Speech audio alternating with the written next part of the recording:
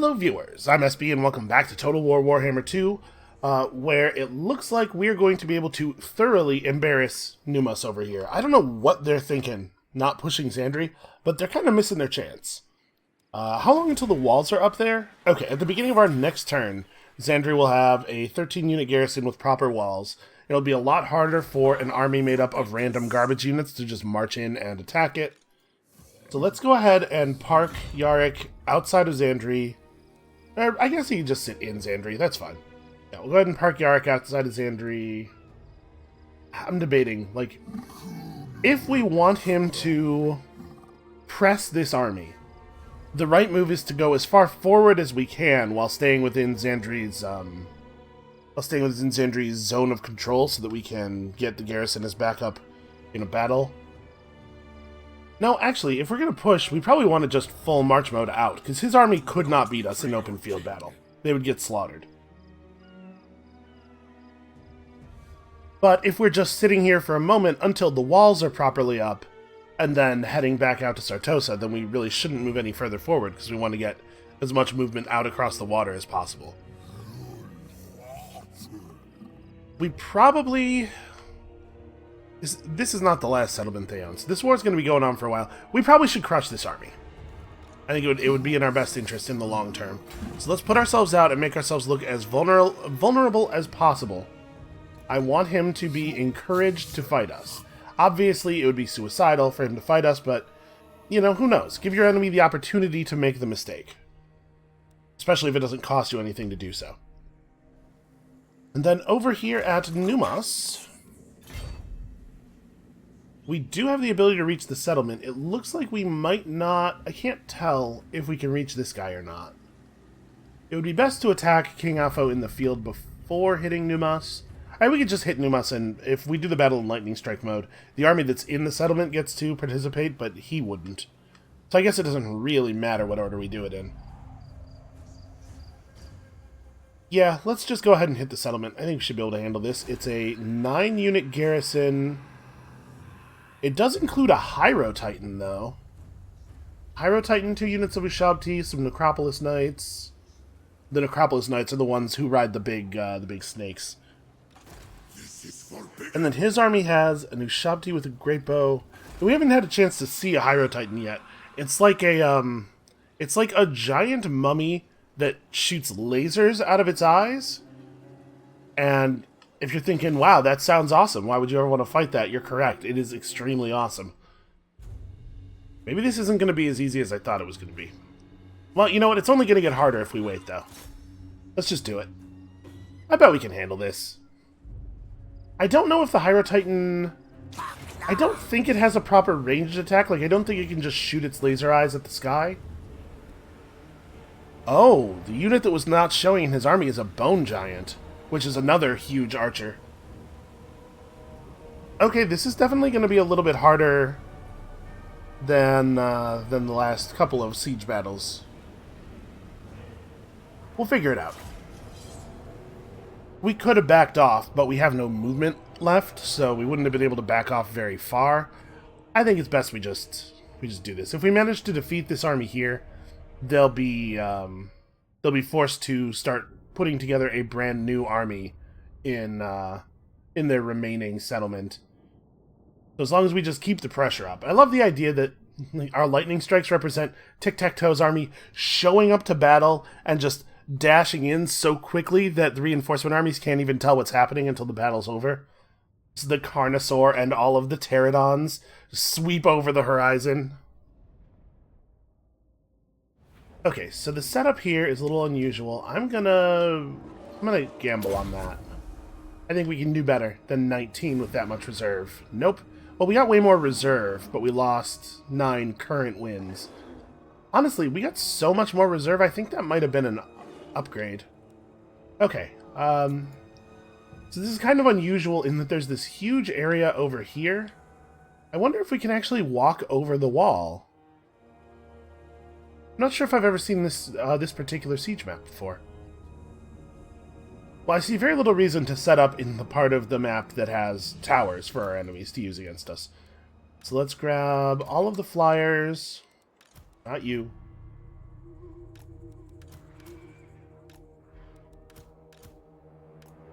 And yeah, I guess we just do this thing.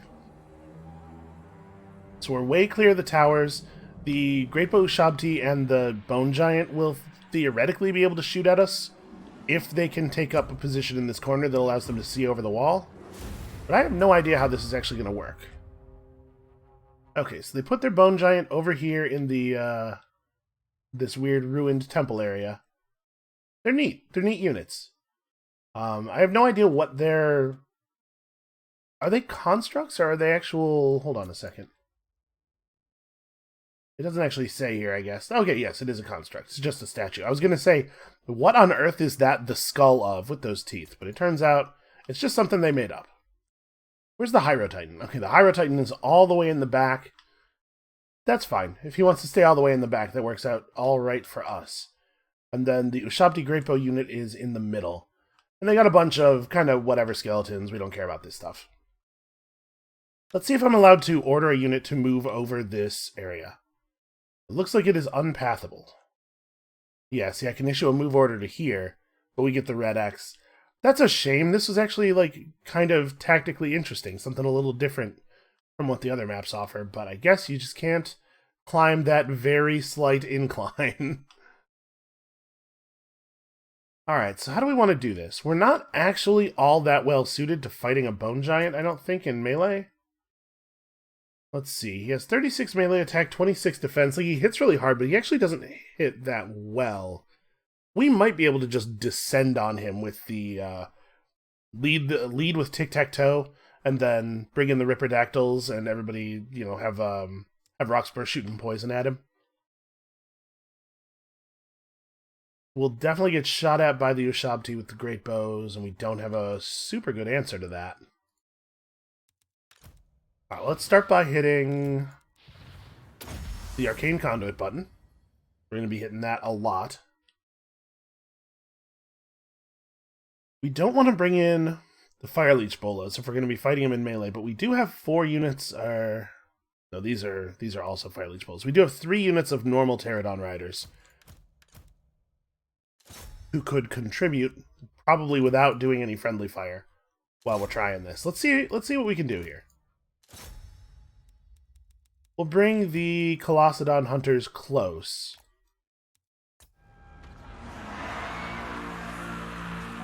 I'm kind of curious if we can actually get this guy down without having to fight most of the rest of their army.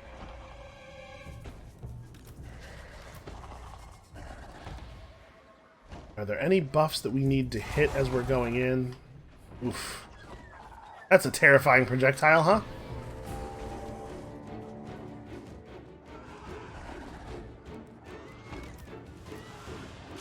Let's get an Amber Spear on him as well.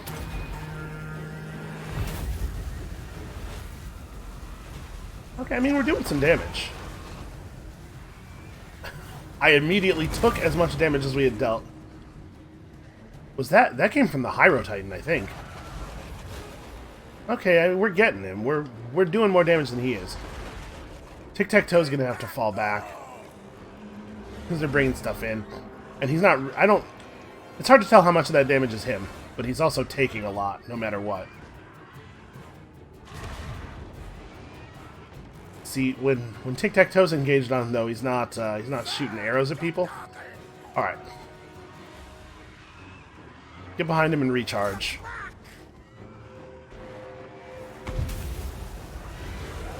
They cast some kind of spell on me. Oh, upgraded Spirit Leech. Yeah, that does quite a lot of damage, in fact. So you can see the Great Ushabti are doing their thing. I think it's important we get this guy down, though, quickly, and then we can retreat back outside the walls, basically, and start the fight over.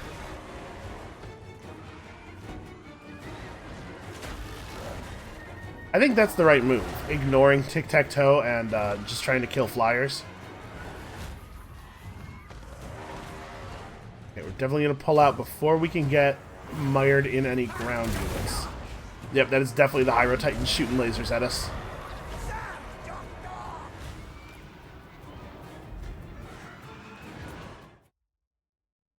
Okay. So that's one of the major threats dealt with.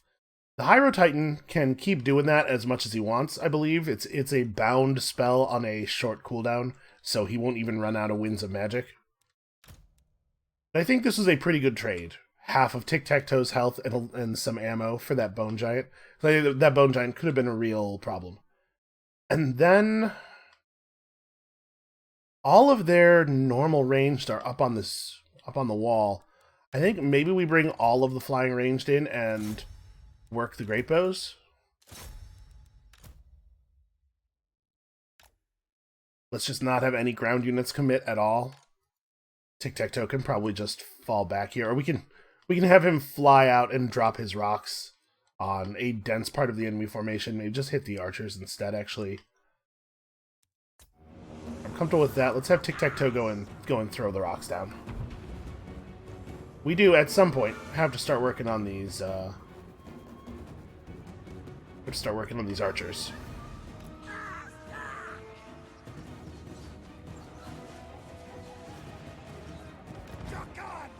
Actually, let's come across like this. Give us a slightly better angle.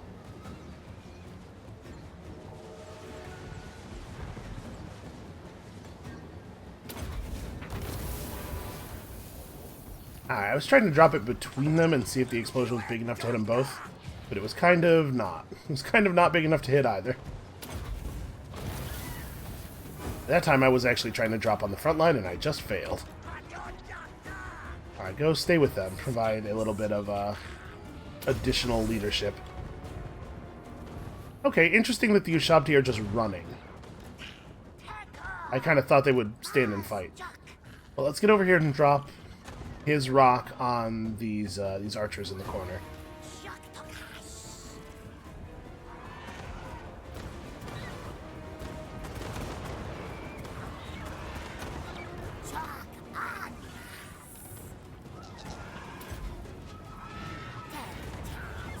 Oh yeah, that was not great, actually. It looked like it was going to be good. Okay, interesting that they ran all the way to the back wall like that.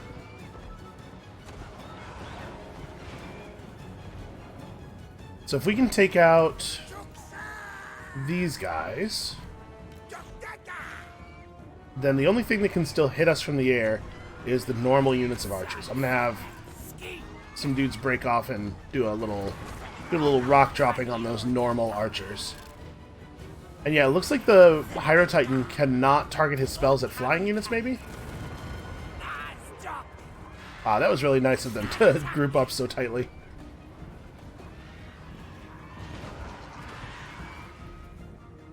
I'm gonna have the Colossadon Hunters. Now, see, they're keeping one good melee unit up by the rest of the archers. That's a shame.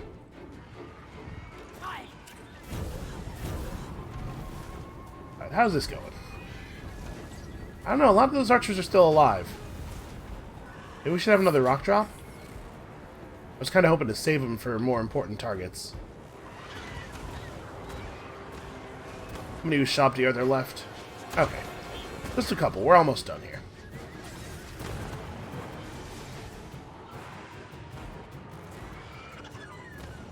Alright, their ability to fight back is extremely minimized. So now the question of, do we try to fight the Hyro Titan? Do I think our weapons are well suited to fighting the Hyro Titan? Yeah, we may as well give it a shot. Because if we can take the Hyro Titan out, then this becomes a very normal siege battle. Oh, oops. Those guys don't have any ammunition left. It would not be a good idea for them to, attack him. Please remind. Everybody back up. I gave some orders that were overly broad. That's my bad.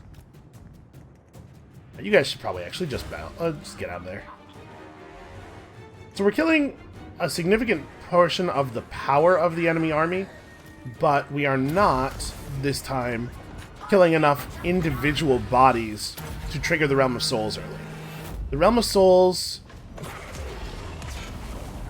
Wow, he's tough. The Realm of Souls effect triggers based on the number of figures that have been killed, not like the number of units or the relative HP of those units or anything. Let's see how this works.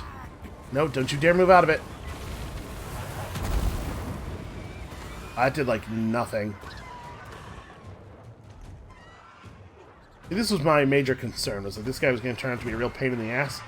And he has all the laser vision and everything. He's going to be a real problem to fight up close. Alright, do we want to start moving people around? Probably not, because we haven't done any damage at all to these archers. I don't think rock dropping the Hyro Titan's going to make any difference. I probably want you to stay where you are.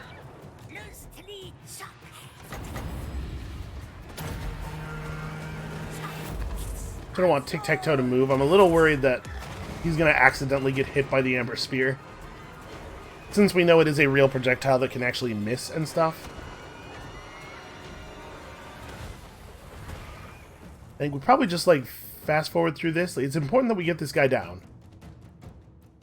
And then we'll go over and drop rocks. We're not going to have a lot of ammo left for the archers, but we can certainly at least rock drop the archers on the wall.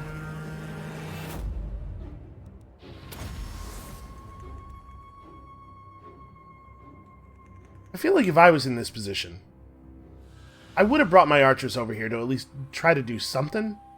Because sitting on the wall right now, they are getting nothing accomplished.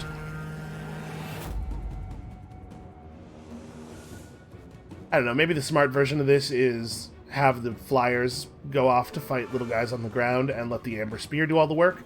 But, and the other flyers are probably doing about as much damage as the Amber Spear combined.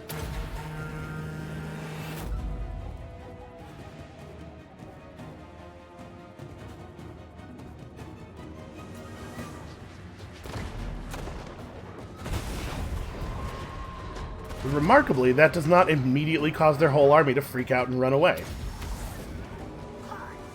I'll tell you, what the undead have is discipline. Okay, the next most dangerous things are all over here. It seemed like rock dropping was actually pretty effective against the Ushabti, right? Let's have... just being careful to only select units who actually have ammunition left this time. Let's try doing some fire damage, debuff rocks. Try to get the damage dealt to them raised a little bit. And then do we want to... It probably is not a good idea to summon a Flock of Doom against the Ushabti. This is really like a carpet of enemies type ability. We do have the Necropolis Knights that we have to be a little bit worried about.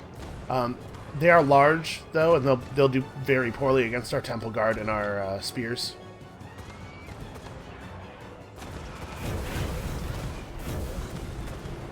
Okay, we finally triggered the first hit of the Realm of Souls. I'm going to try to target this so it lands on their Lord. Nah, he's going to move out. They're all going to, like, evenly move out around it so it hits nothing. What a bunch of bastards. Alright, well, the Blessed Pterodon Riders still have a ton of ammunition left, so they can keep working here while we send everybody else over to start dropping rocks on the walls.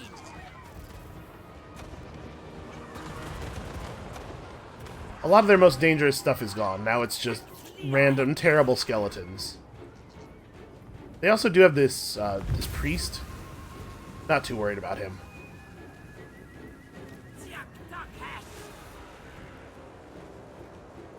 I guess actually let's attack the middle, because that way we won't take as much fire from the tower as we pass over here for a brief moment. Wow, that really okay. That did some okay damage.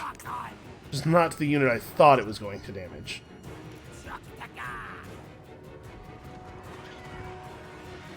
Right, who else has no bullets, but has rocks? You. And you actually still have all 10 of your guys, too. A full complement of rocks.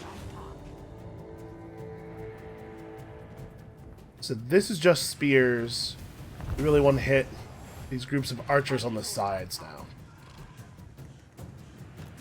And they keep casting their death magic on us. Not really anything that we could do about that, aside from trying to kill the wizard more quickly.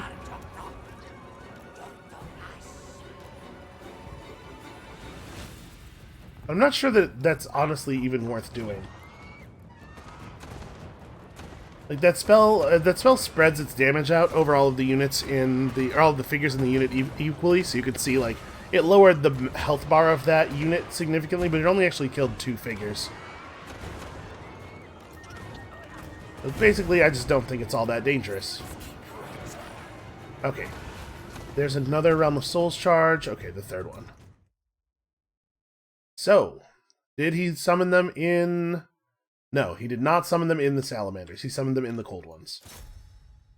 Well, they can at least do a little something in the cold ones. Alright, yeah, presumably we can just have some people move away. We don't have to sit in position and fight these guys. The Carnosaur will probably deal with them. We could have everybody who's anti-large jump them, though.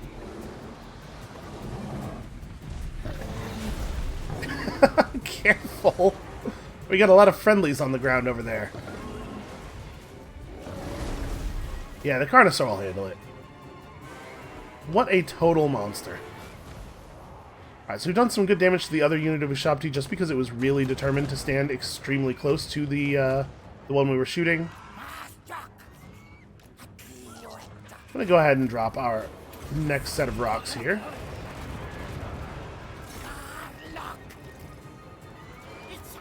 And that leaves us with none, right? I think that was all of them? No, we have the normal unit of Fire Leech Bullas. Do we want to send guys over here and bomb the archers again? That hero unit... Okay, one of the units of archers is actually coming over here. Let's get all of the remaining ammunition into them, shall we? They've changed their mind. They realize what's happening. They're like, oh, this was poorly thought out. Why are we doing this?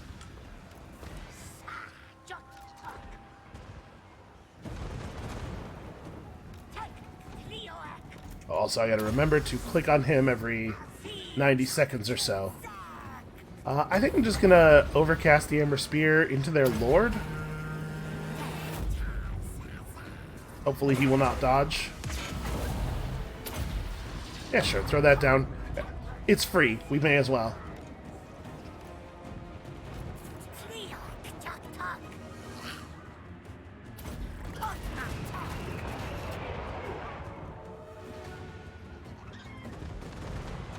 Okay. So we've dealt with all of their goofy surprises and everything. I suppose this would be a good time to knock. Right, for the moment they have the gate open because they want to be able to flee out through it. Let's make it clear to them that that is not actually going to be a viable option. I would love to stand in a position where we can get some shots off, where I'm not going to get killed by this tower. The fact that they have the tower currently held by a single character is actually going to make it pretty hard to get rid of it. Oof, I've taken a lot of overcast damage. I think maybe we don't want to overcast any more Amber Spears here.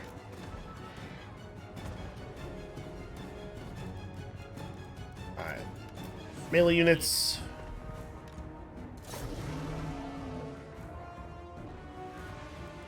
Let's do the thing now. They have basically no army left, and we have our entire actual ground force completely fresh.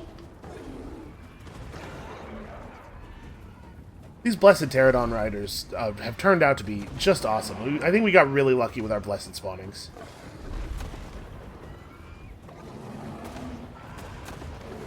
You know what? I think we can just kill this wizard in melee combat. I think they're too weak and distracted to stop us. Well, there are spears right there. No, I think we can do it. Skink Chief is actually okay at fighting. And he's just a skeleton wizard.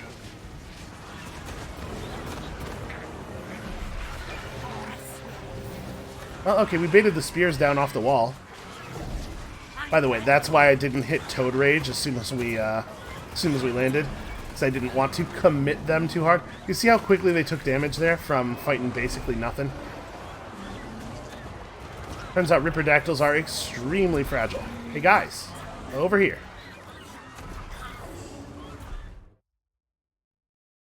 Now, how's that gate coming? 80%. We're just about through. We can lower the melee attack and defense of our enemies. Let's get him in position to drop the big debuff. He does have his rock left. No particularly compelling targets for it, because the enemies just don't have enough bodies to group up really anymore. I guess the healthiest unit of spears that's near the gate makes sense as a target. Right in here.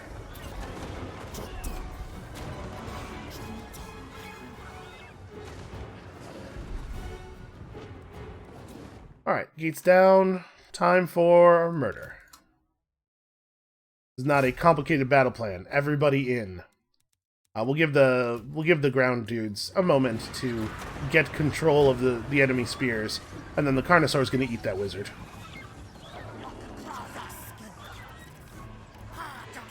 Alright, you guys can get out of there. The 3 archers that are shooting at them are not really doing any meaningful damage, but I suppose we shouldn't just leave them there anyway.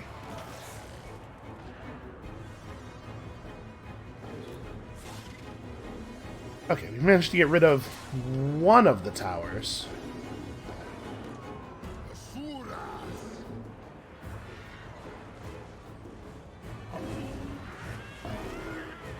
Hard to imagine them doing anything other than breaking very soon here.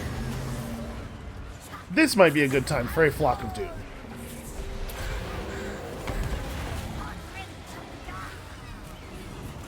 Check out all of these very excellent ghostly crows.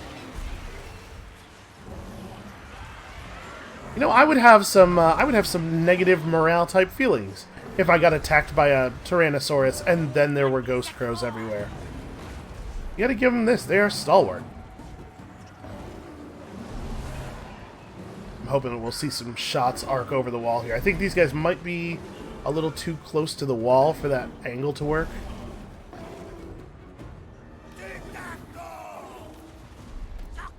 Tiktaq'to, get over here and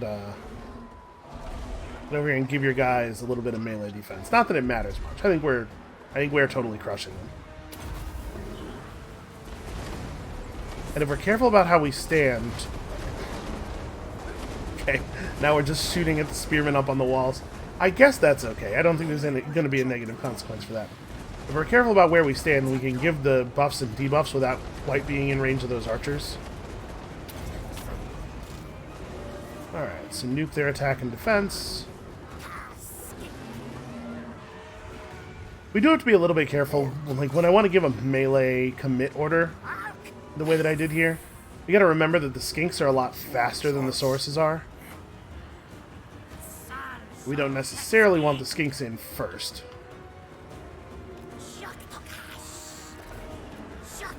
What I would really love is if we could get these guys... It's weird that they're drawing the arrow from way back here. Probably wherever the unit flag is where that arrow should get drawn from, right? Because what I would really love is for you guys to be over here and then flank around and catch them in the back, but it's very difficult to command units sometimes because they get so spread out. Guys, go. What are you doing? You long ago reached the point that I ordered you to go to before turning around. Okay, so this unit's pressed from both sides. They really are they're making this take forever.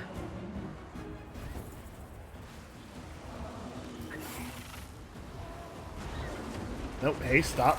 Stop, I get what you're doing. I see that you want to help, but maybe just chill out for a moment. And I gotta wait for these dudes to all die.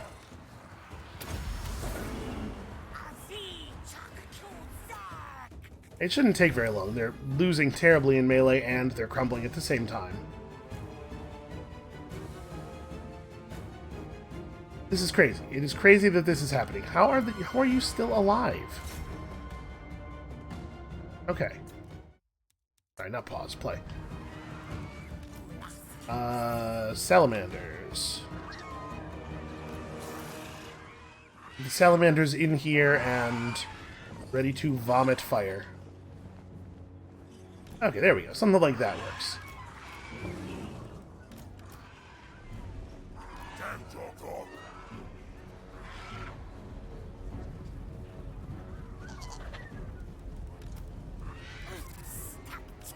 I want to keep these flying units nearby for the leadership auras, and also maybe a spellcast or two. Nothing overcasted at this point.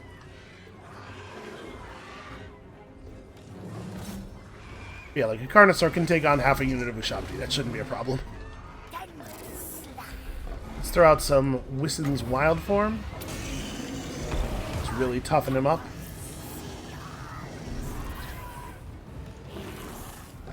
And it would be great if the Salamanders could start belching fire at those Necropolis Knights ASAP. Get our tough, shielded, anti-large guys in here. This Carnosaur is a goddamn monster. Nothing stops him. And they just now realize that maybe this would be a good time to charge. These guys are tough enough to survive the little bit of friendly fire they're taking here. But they probably would not do a great job of killing the Necropolis Knights by themselves. Alright, what's the debuff costs 11, so we're probably not going to be able to get that off. You can see our bar is pretty empty.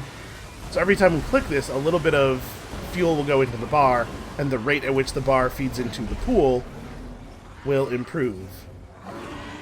But at this point, we're drained so low that I would not expect to be able to actually gain anything. Well, yeah, they had some actual units there. We had to apply some tactics that weren't just mash all of the fire buttons. But we managed to get through that without giving any kills at all to their more dangerous units. So that wasn't too bad. That was an okay outcome.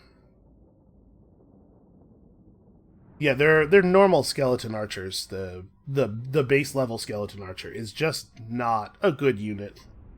They don't have quite the overwhelming numbers advantage of Vampire Coast gunpowder units, and they don't have the weapon variety, but they still have the poor accuracy and the very low per hit damage. They're just absolutely awful. What you're supposed to move up to is Ushabti with great bows, which are actually pretty terrifying when used appropriately. Their wizard managed to get 8 total kills over the battle. He's no Lord Croak.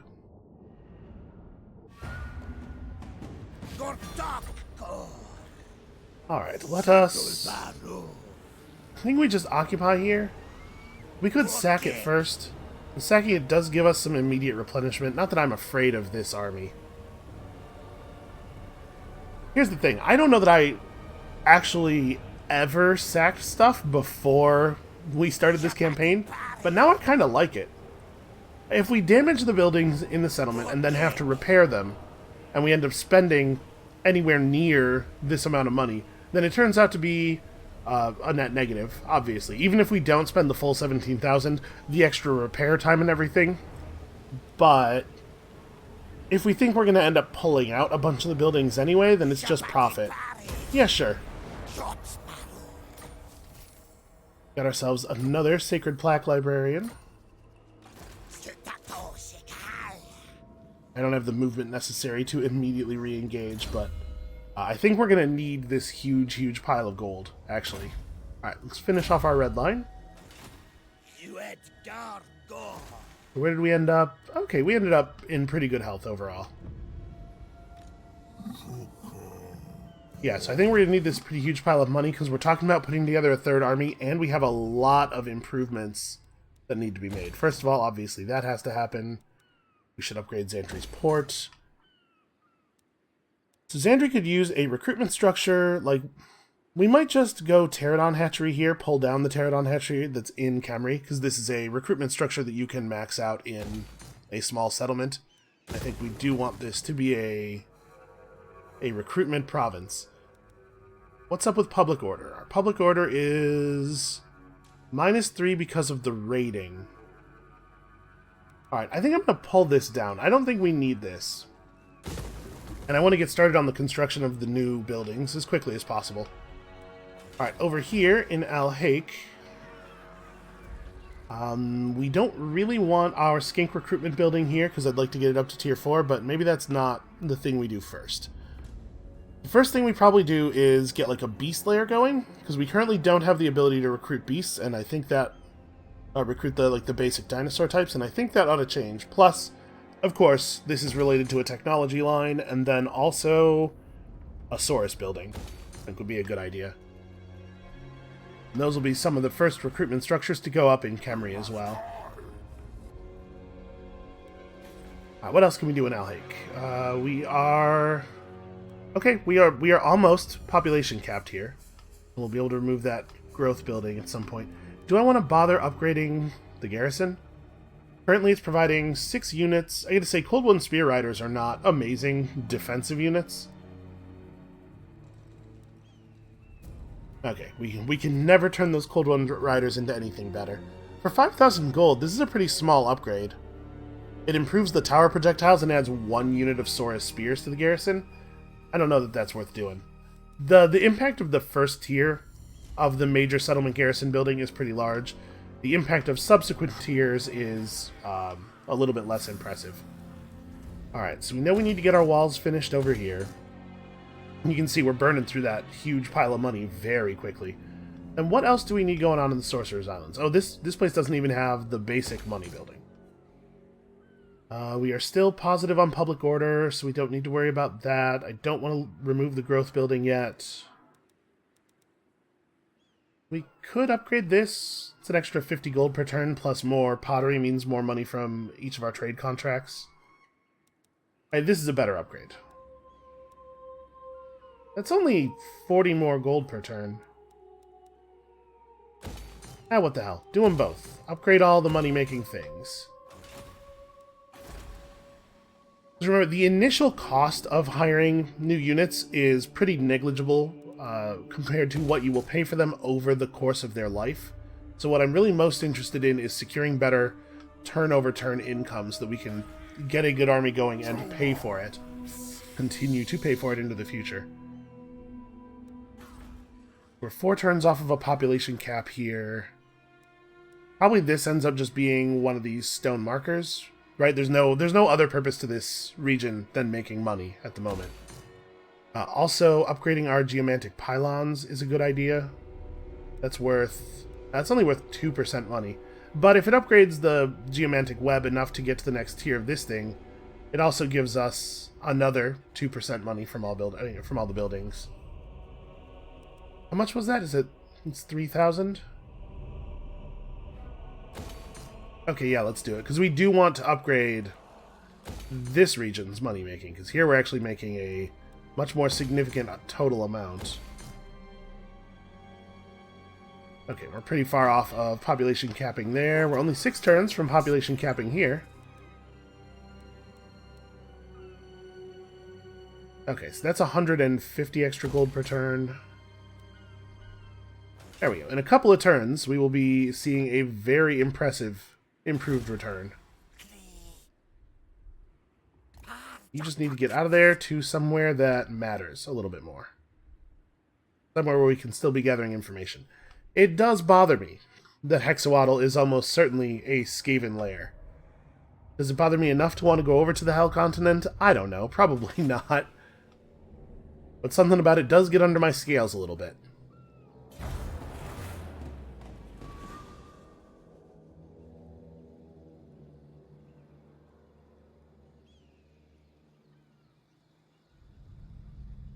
Okay, the High Elves are confederating.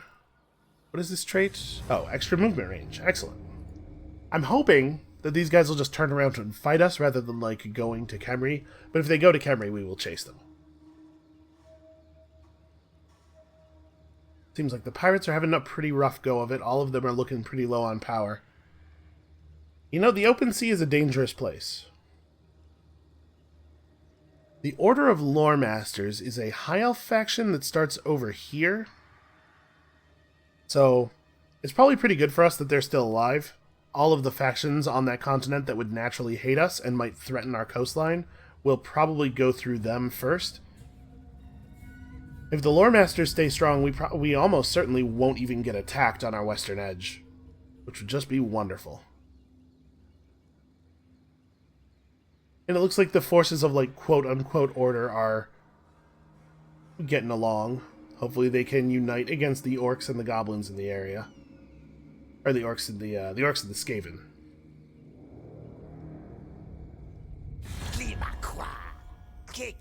What do you guys want? You would like a non-aggression pact. I am not willing to sign a non-aggression pact. I think we might decide that we want aggression. But these guys are all right.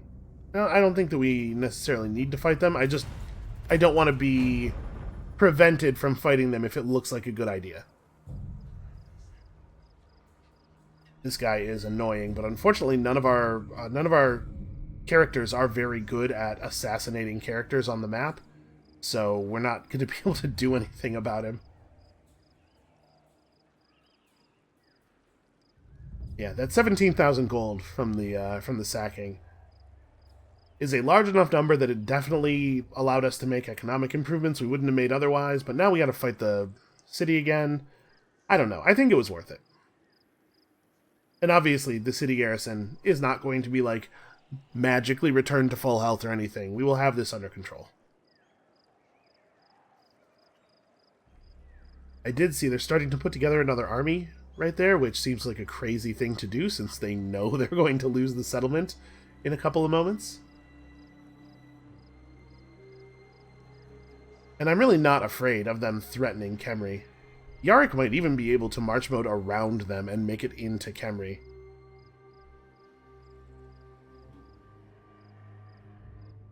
It is super weird that exactly one rogue army has spawned.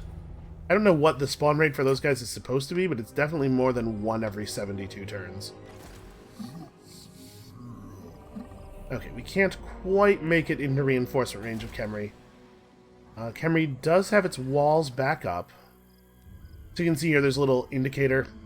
When a settlement takes damage in a siege, especially if walls were destroyed during the siege, it compromises the wall strength and it can take them some time to recover. His army doesn't have any units with the siege attacker trait, so he can't attack Khemri the turn he reaches it. He'll have to sit there and build up at least one battering ram. So we are in no danger at all of losing that. Okay, we shouldn't have to manually resolve this, I think, but I might anyway for fear of our very wounded unit of flyers mysteriously dying in the auto-resolve. That is exactly the kind of thing that would happen. And as I think I expressed a couple times during that battle, we need those guys. They're important. They don't have any casters or anything this time, so as long as we just keep them back out of the fight, they shouldn't take any damage. And here we are definitely in a position to just rush the gates and no need to play around and be tactical. They have a couple of half units. I guess the one thing that we do have to be a little wary of is... I'm going to go ahead and gamble. Is that the Realm of Souls unit of Ushabti will be full health.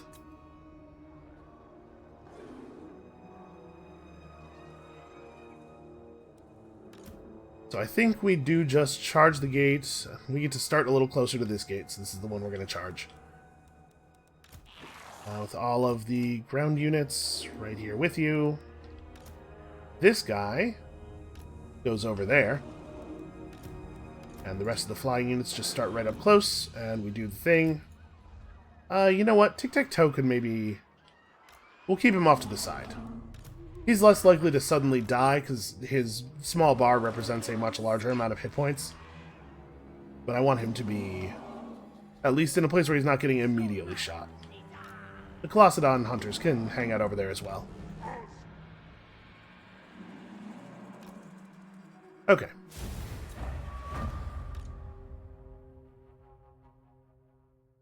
The gatehouse is still damaged. Oh, that that gate is still broken. They actually aren't allowed to close it because it hasn't had time to recover. They've kept the Ushabti way back. The Necropolis Knights are here. I mean, yeah, let's... Carnosaur in. Melee troops in. Let's order these guys actually through the gate immediately. Like, go in here and fight, and we'll get the red-crested skinks up to here. Make sure that they don't engage first.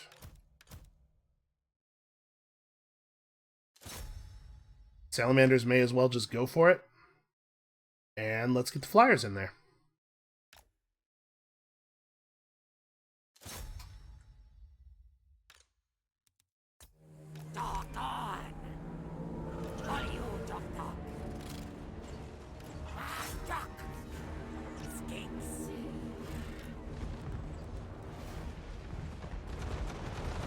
When you select the flying units, they even say skinks.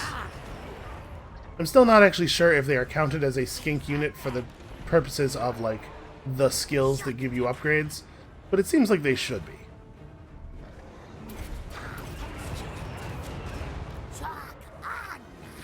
Okay. Well, that problem's almost resolved already.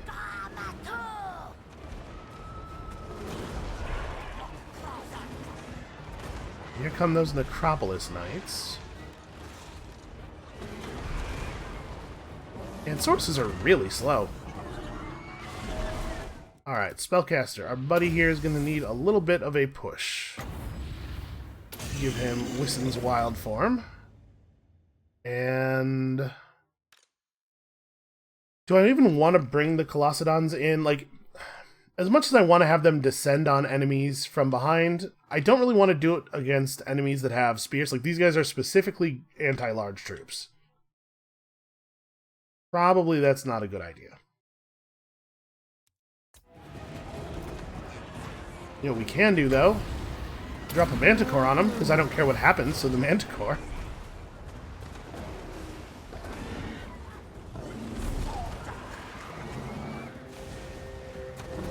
And then we could Flock of Doom here, like... if I Flock of Doom like this, it will at least affect the guys on the walls a little bit as well.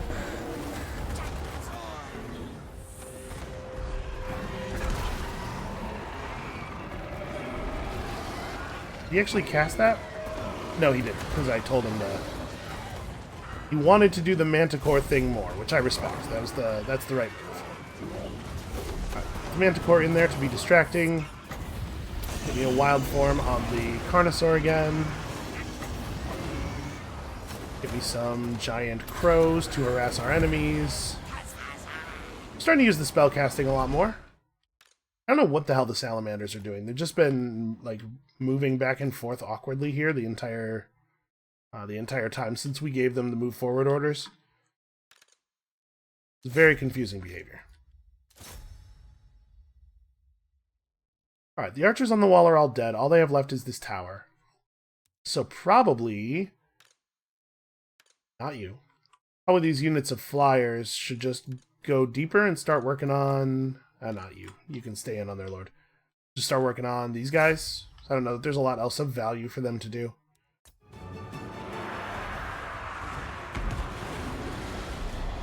Probably not a good idea to keep them in here and throwing Fire Leech bolas at the enemies on the ground. We could go... oof. That poor temple guardsman that's holding the banner.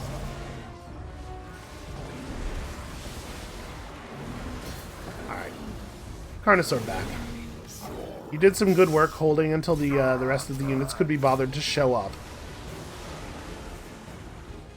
I really underestimated the slowness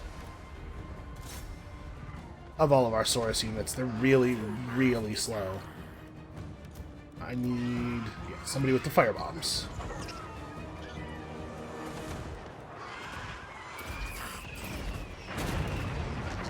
Get over here, get them a little bit of fire vulnerability.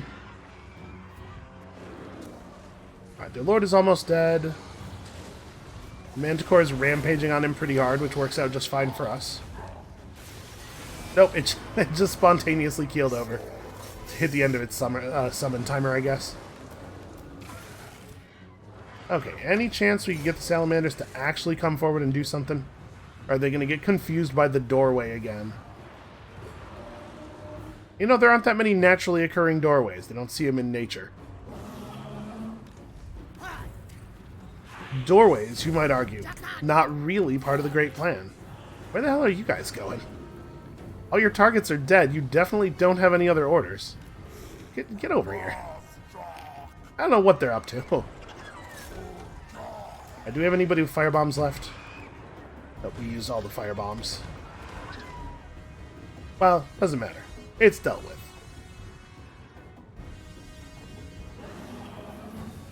This guy has just given up entirely on life.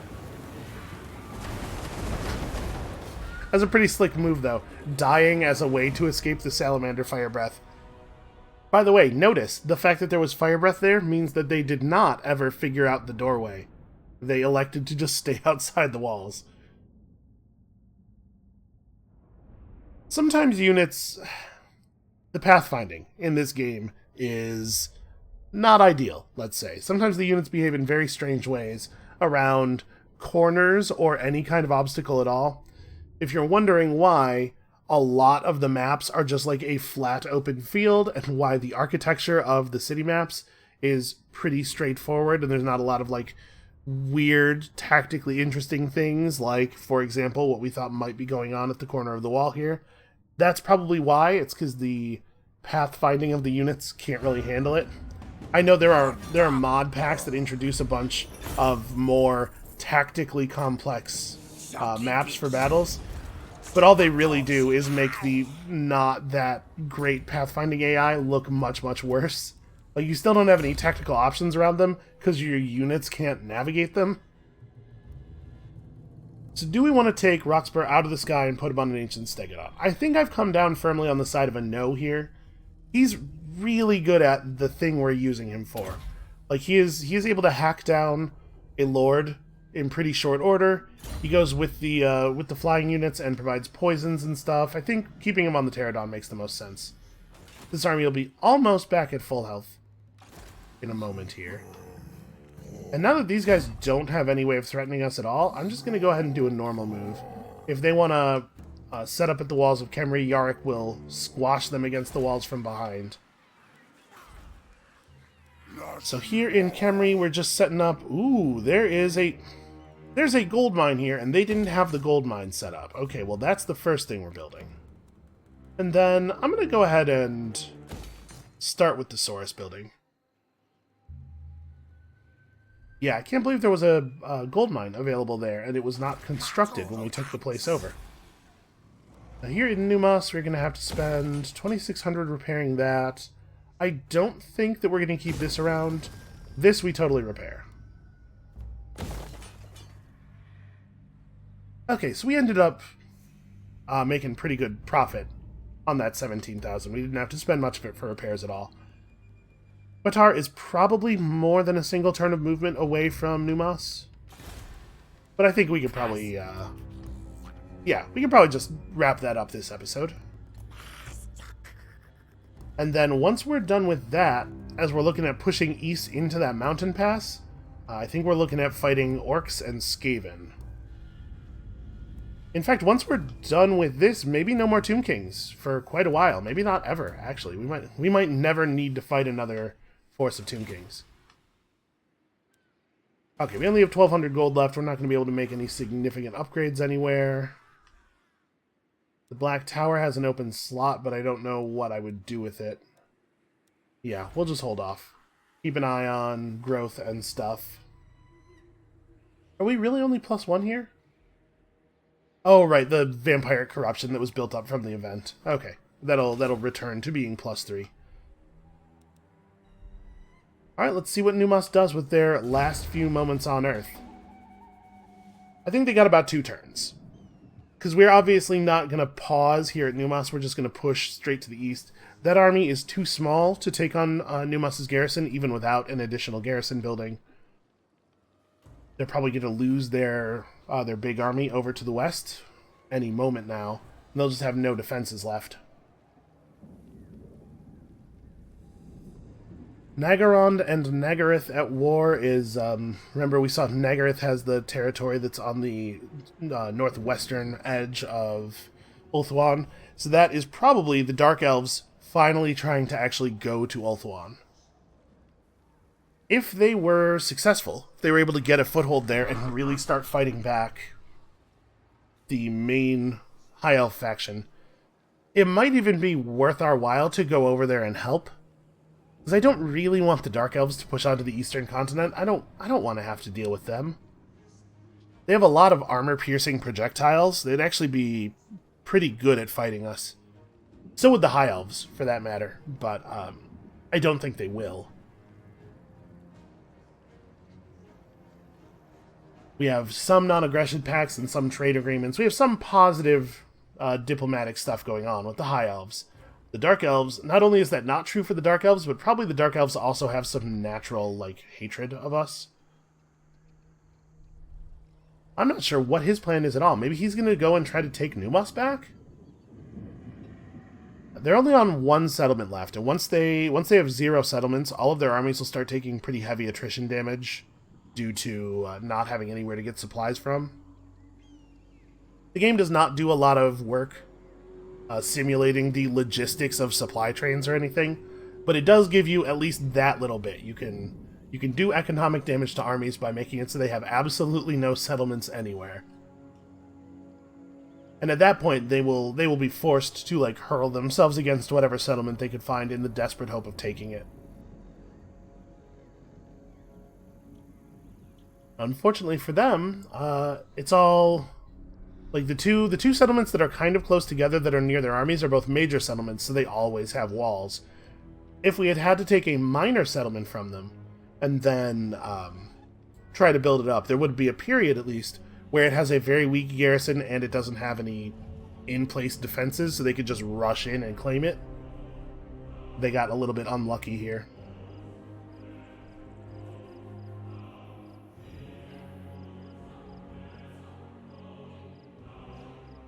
Alright, come on.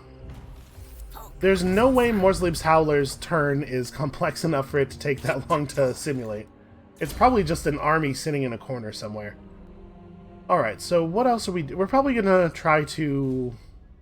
I think I'm going to max out Flock of Doom, and then we're going to get Pan's Impenetrable Pelt and max that out. There's no reason for our Spellcaster not to have totally maxed out casting.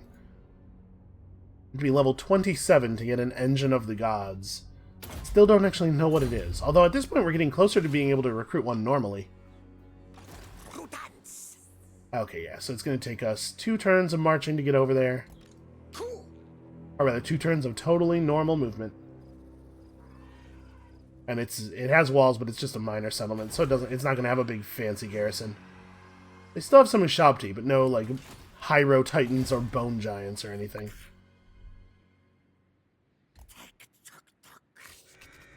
Alright, so we can see down here, Skegi's actually quite large and powerful. I don't think I've ever seen that happen before. But so is this nation of orcs that they've run into. Lord Croak is very slowly leveling up off of passive XP because he's not getting to fight as much as we would like. Alright, I'm going to move these guys in march mode. Maybe they're trying to get around to the south of us to... We don't really have a lot of unwalled settlements nearby. But this is the only thing I can think, the only thing that makes sense for their movement, is that they're trying to get around into the heart of the Empire to threaten our unwalled settlements. So we'll just get over here. If they want to push south, they definitely will not be able to outrun us this time, because we're ahead of them. And see if we can't herd them back to the north. Alright, and with 6,800 gold, I'm sure we can do a little something. So Numos does not have a landmark building that we can exploit in any way. Let's build a growth building here. We're going to have to recover these settlements quite a bit. And we're not going to be able to seal up that province without taking on the Dune Kingdoms, but we may not need to. Having two settlements in a province can be enough to keep it pretty stable. You just build public order buildings in both of them. Alright, just keep pushing those money buildings. I think we're as money upgraded as we're getting over here for the moment.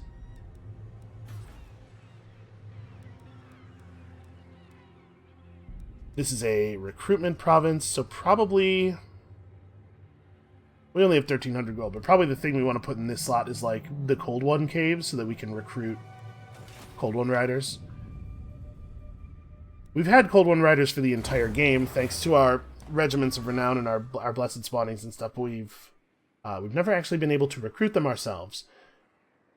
Will we actually recruit any? No, probably not, because we have flying units who handle the job approximately as well, it seems like, except better because of the rocks. I don't know. Having a unit of Cold One riders that can reliably charge people in the back definitely has value. This is another... Oh, a defensive alliance. You know what? A defensive alliance I will take. They demand that I pay them 100 gold for this defensive alliance.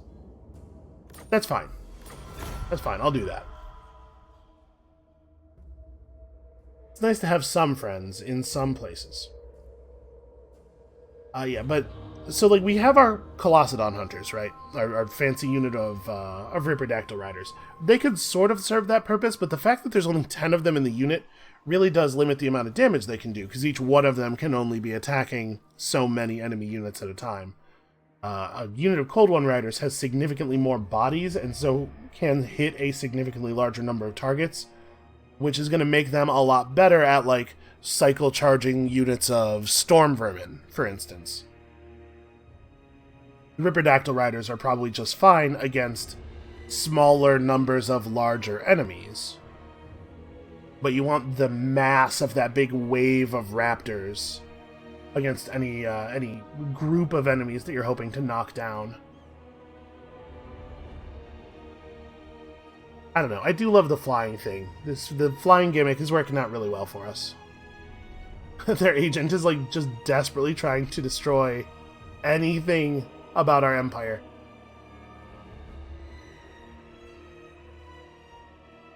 These guys turned around and just started raiding Khemri.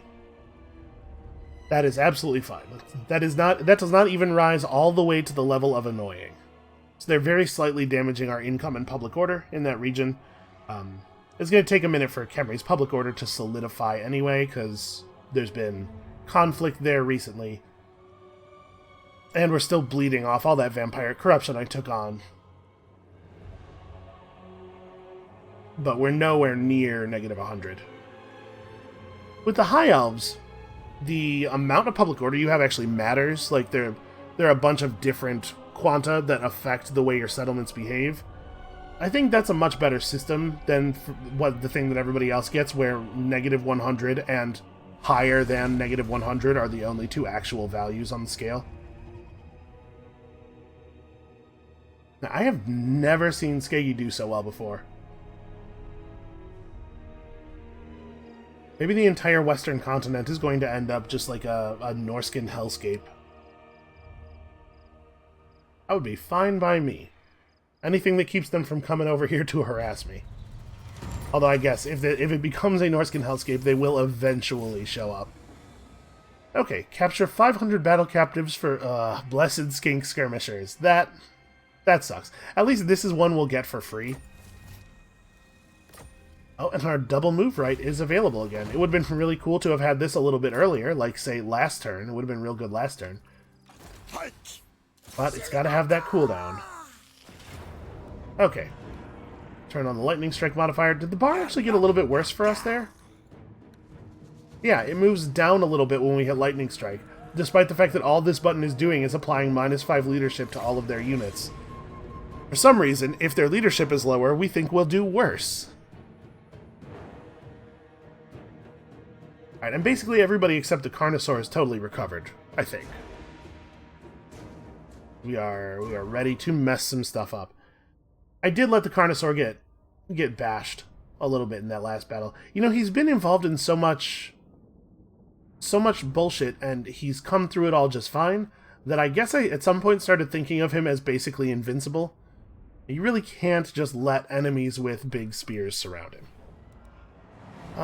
This is fine. That is a fine amount of wins. Okay, they have a nice wide setup here, so I think we're going to have Carnosaur and ground units on this side. And you know what we're doing here. This is a pretty standard maneuver. I guess Start over against the wall a little bit so we're only in the range of one of the towers. It's probably a good idea. His Regiment of Renown Salamander pack has stealth. That's actually pretty cool. That is the thing I can see some real use for. We have to get our blowgun units over here, and also the cold ones. See, the cold ones don't have Vanguard, or no, they totally do have Vanguard deployment. That's weird. It wouldn't let me Vanguard deploy them in the previous battle when I tried. And I was like, huh, it's weird that they don't have Vanguard deployment, because it looks like they spawned forward of the box. But no, they totally do. Alright. Just trying to spread out their defenders on the wall as much as we can.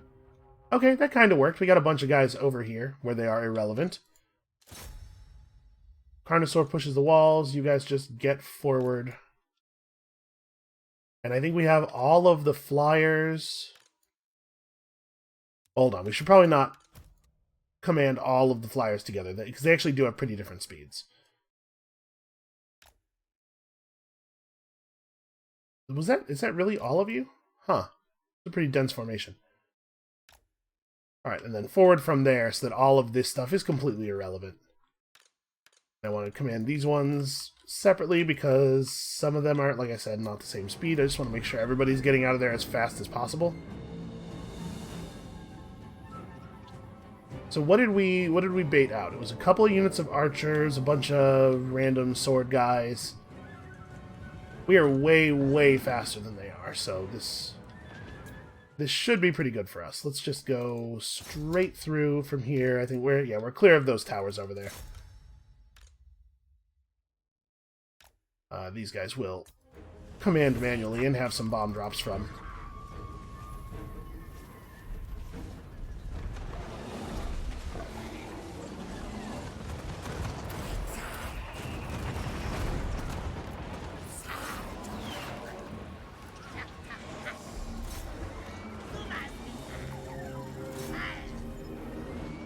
Okay, is he working on that gate? He is working on that gate. Let's just get that open.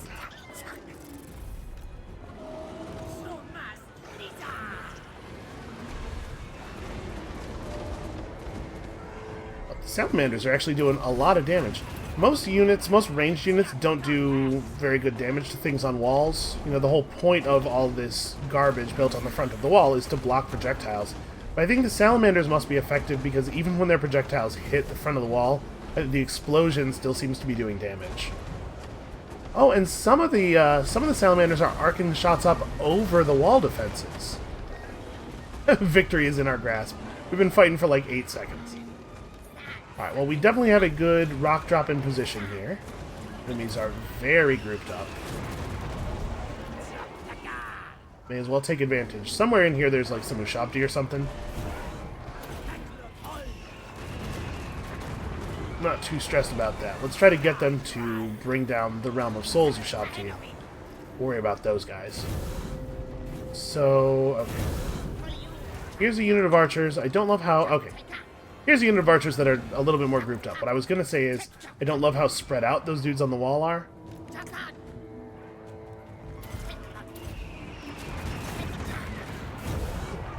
The gates are destroyed. Was that charge 2 or 3 that just went off? Not sure. Anyway, get in there and eat that dude. You can shoot that guy. You can just get over here. I don't know exactly what we're going to do with you, but... just get over here and we'll figure it out. Okay, it was charge 3. So those guys can stay on what they're doing. These Pterodon Riders need to come and help with those skeleton archers. And we need to start getting units in position for the push inside. Let's try to have the red-crested skinks get over here just to disengage them.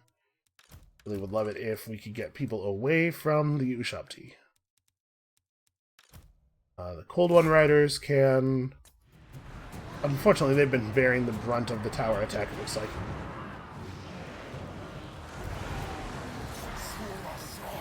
Unfortunately, people are all hung up on the Ushabti, and also the enemy's casting spells. That's annoying.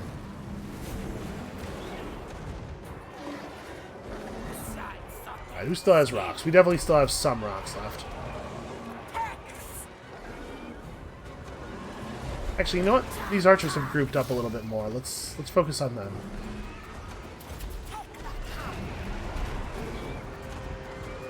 This formation is so scattered, it's hard to get a good shot off. Okay, those guys are dealt with. So that means... we'll have the heavy infantry run through and just start in on their lord. This guy's rampaging, that's 100% fine. And I think the Ushabti are staying in the center of town, which is a thing they love to do. They do have basic horsemen. The basic horsemen are, of course, terrible, as are almost all of the basic Khemri units. Okay, all we have left is character bombs. Let's go drop some character bombs.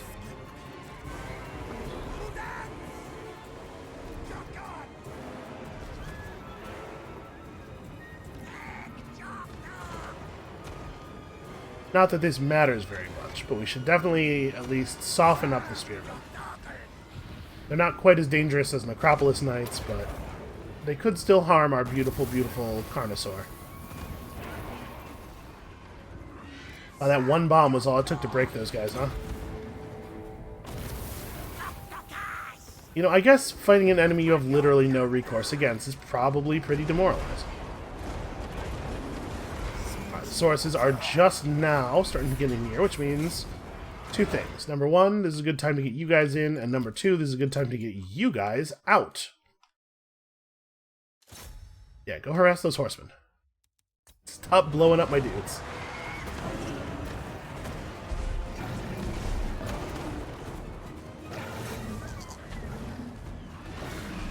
Alright, so the explosive... all of the explosive weapons should be... oh, right, I gotta get the salamanders moving in and setting up. That'll stop them from firing as well. All the explosive units should be out, which means this should be an okay time for us to commit the melee flyers.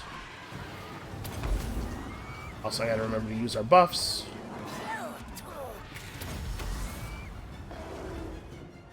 Okay, what do we want to do over here? We could throw down some crows. The crows might actually do an amount of damage that matters to the horsemen. I start throwing some of my free lightning bolts down, trying to kill individual units of the Ushabti here. Part of what we're trying to do right now is to draw forward the carrion. So if we get the carrion to come forward, then we could Ripperdactyl and Tiktaq'to them. I guess I could just go over there. They don't have any ranged units for cover. Let's finish killing their lord, and then we'll do that. That's the lord, right? Yeah, this guy's a Tomb Prince. That's a melee hero.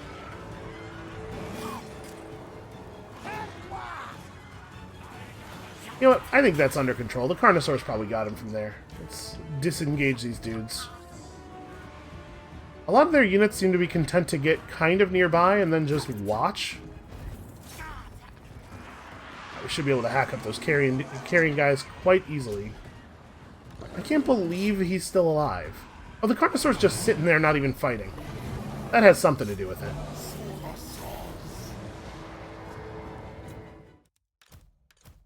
Let's see if we can get the salamanders to actually come over here and care about what's happening.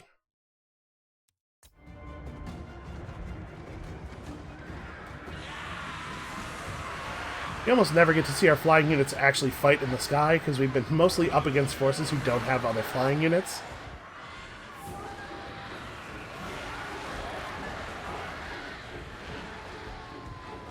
Okay, that's about how I expected this to go.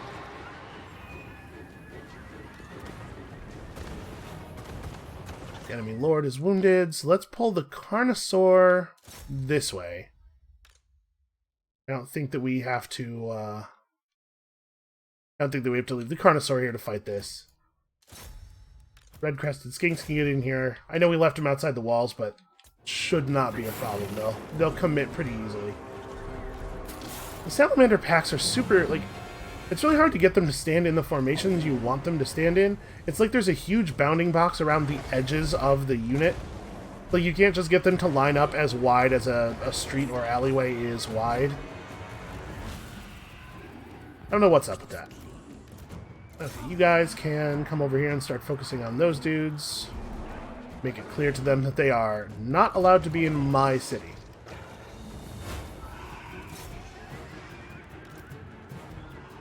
Don't necessarily need to have the Carnosaur charge into the Ushabti, so I think I'll have him turn around and fight these dudes.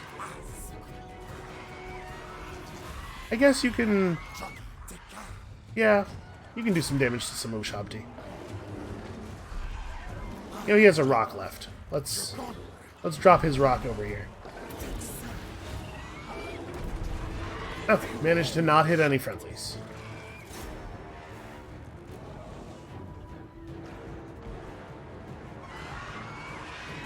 We have seen in the past salamanders bring down an awful lot of Ushabti awfully quickly, but also they remembered that they were ranged units when that happened, so I'm a little worried.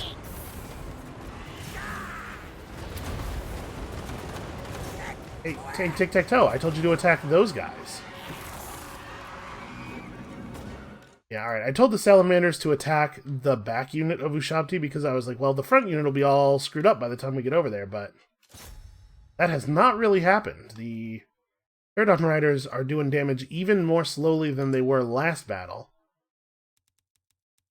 So we don't have any bombs left outside of our characters. Yeah, these guys run up here. They're definitely still outside, but they'll get over here quickly. Have the Colossadon Riders engage from behind. Yeah, see, okay, now the Ushabti are starting to actually take damage.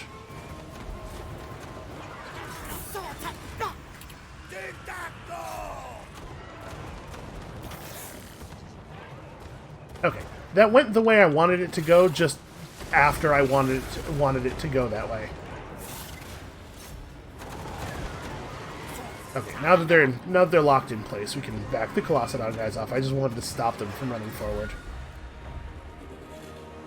Yeah, it's weird that there was no progress at all on damage or leadership reduction to that front unit of Ushabti until the salamanders showed up and then ran away. And then even before any of the salamanders had repositioned and started firing, all of a sudden the thing I had wanted to happen started happening.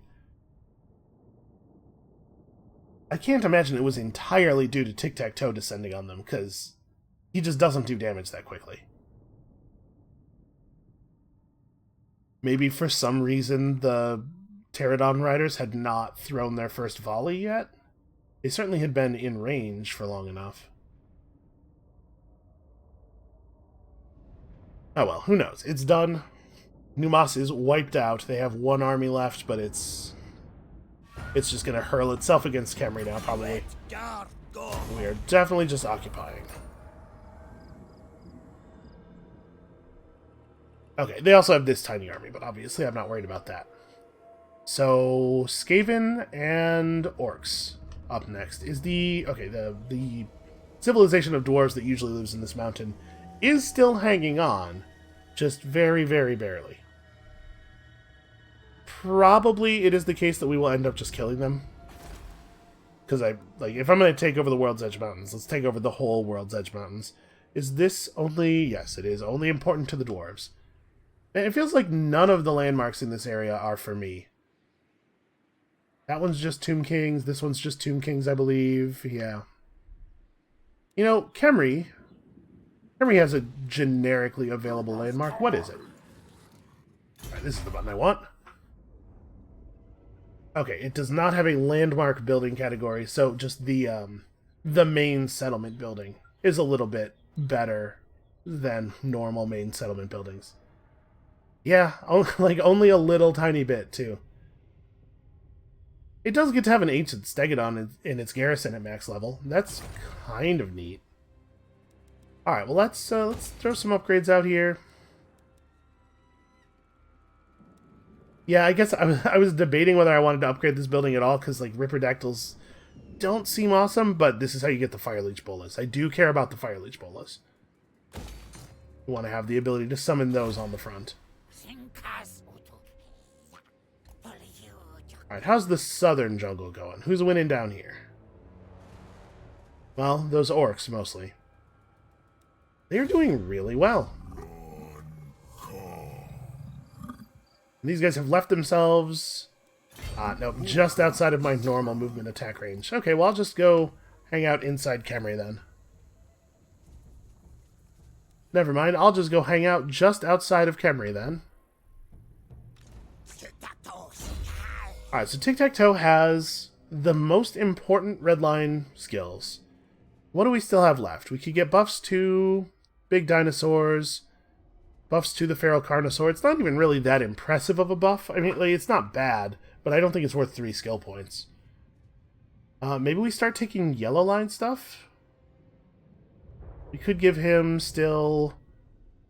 Okay, we could give him a not inconsiderable personal buff here. We also could grab even more casualty replenishment rate. We have seen that I can exhaust the army more than it can currently heal in a single turn. Wouldn't it be nice if that wasn't true? Okay, let's make him a little bit better at fighting. This is a pretty significant buff. 15 points of charge bonus, in particular, is pretty good. All right, that army's going to be at full health at the beginning of next turn. So where do we want to spend 1,700 gold? And we are definitely in a place where we could afford to start a third army. Both can afford to and have like an obvious use case for. I'm just going to keep upgrading our money for a turn or two here, and then we're going to...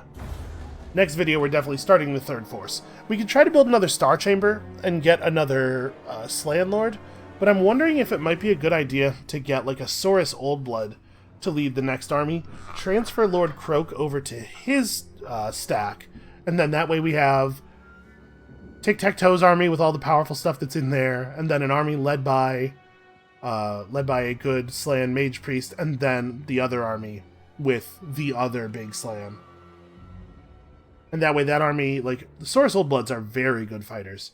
That army can have a good melee lord and still have really powerful spellcasting, and not have Lord Croak constantly consuming all the winds of magic, so that the other Slan Priest is just useless. And we definitely have some slots to hire more Skink Priests, or more Skink Chiefs. So we can give a Skink Chief to that army. We could probably actually give a Skink Priest to that army. We might have room for those too. Also, the Skink Chief that I disbanded never did respawn, and he's not even in our list of heroes, so it seems like they've changed how that works.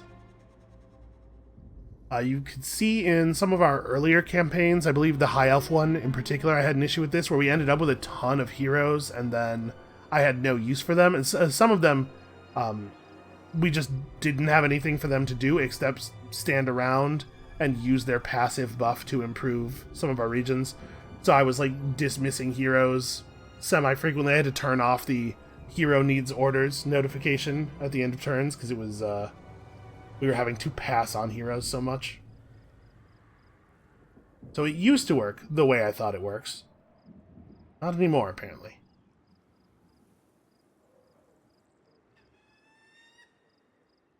I was really expecting Numas to just kind of hurl their forces against us because they have no settlements left. That's usually what the AI does, but I guess we're going to have a little bit more Tomb King fighting in the next episode, because we are going to have to actually kill these armies before our armies will be safe to leave our territory.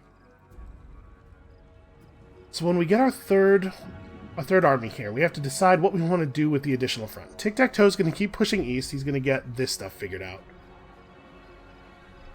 And the other two armies should probably together either go after the orcs or go north to Sartosa. Sartosa will be kind of a pain to defend if anybody from the north decides they want it, so I wonder if we should focus on the orcs next, just so that, we're keeping our territory relatively contiguous. Much easier for our armies from other places to get back and fight. I'm not missing anything, am I? Numas is actually out of settlements. Let's see, where are the Tomb Kings on this thing? Here we go. Okay, yeah, Numas is actually out of settlements. For some reason, they feel like it's still okay for them to try to fight. Okay, well, those guys are definitely in movement range, so we will start the next battle by formally crushing Numas and finally being done with all this Tomb King nonsense. Finally free to fight some new armies. I wonder if the Skaven faction that controls Karagorod is the same one that controls all this stuff over here, it would be kind of weird for their territory to be discontinuous like that, but I guess it could have happened. Maybe the orcs came in and took Granite Massif later, and because they're dumb, they don't realize that all of this stuff is the same faction's territory. I don't know. We'll find out next time. So come back for that. Thank you all so much for watching, and we'll see you then.